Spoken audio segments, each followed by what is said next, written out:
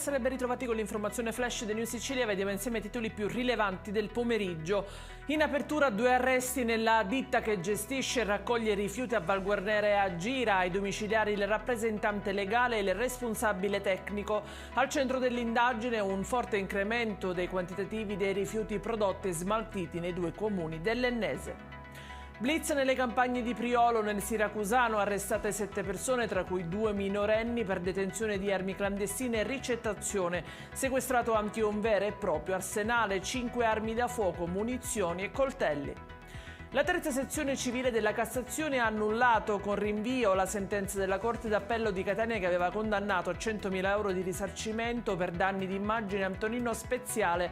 L'uomo, lo ricordiamo, è stato condannato a 8 anni di reclusione per l'omicidio preterintenzionale dell'ispettore di polizia Filippo Racciti. Incidente mortale in mattinata a Mascali, nel Catanese. Una donna di 72 anni di riposo è deceduta dopo essere stata investita dal conducente di una Smart. Giuseppa Federico, queste le generalità della vittima, è morta durante il trasporto in ospedale.